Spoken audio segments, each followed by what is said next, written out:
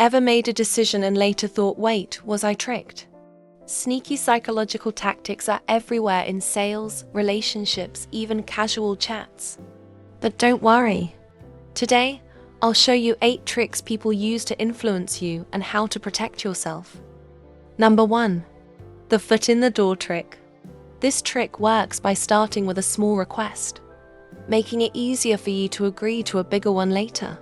For example, a charity might ask you to sign a petition first, then later ask for a donation.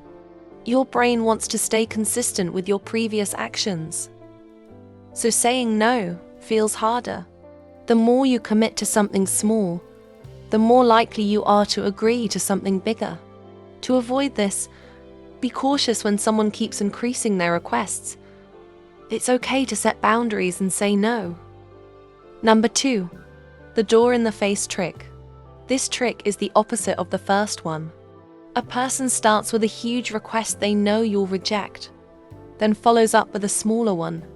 Since the second request seems much more reasonable, you feel guilty and agree. For example, a friend asks to borrow $100, and when you say no, they ask for just $10 instead.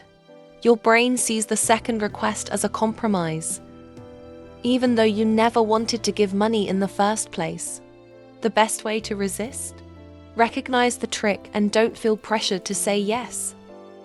Number 3. The scarcity effect. When something seems rare or limited, you automatically value it more. This is why sales ads use phrases like, only 2 left in stock, or limited time offer. Your brain fears missing out, so you rush to buy. But in reality, most of these limited offers are just marketing tricks. Before making a purchase, ask yourself, do I actually need this? Or am I being rushed into a decision? Taking a moment to think can save you from unnecessary spending. Number 4. The social proof trick. People naturally follow the crowd. If many people like something, we assume it must be good.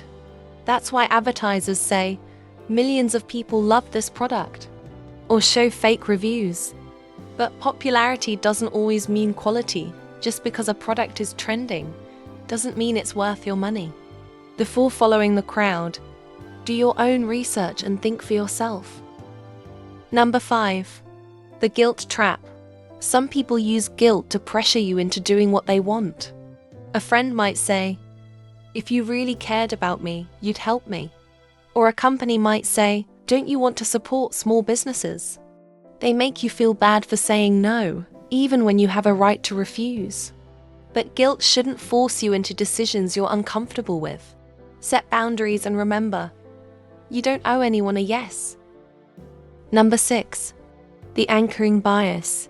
Your brain often relies too much on the first number you see. For example, a store first shows you a $100 item, then a $50 item. Because the first price was high, the second one feels like a bargain, even if it's still overpriced. Marketers use this trick to make bad deals look good. Always compare prices and don't let the first number trick you. Number 7. The framing effect. The way information is presented changes how we feel about it. For example, a company may say a product has a 90% success rate, instead of saying it fails 10% of the time. Both statements mean the same thing, that they create different feelings. Advertisers and politicians use this trick all the time. Always check both sides before making a choice.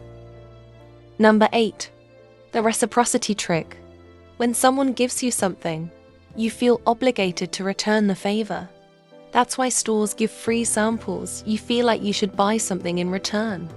But remember, a free gift doesn't mean you owe anything in return. Make choices based on what you actually need, not guilt. Now you know the 8 psychological tricks people use every day. Which one surprised you the most?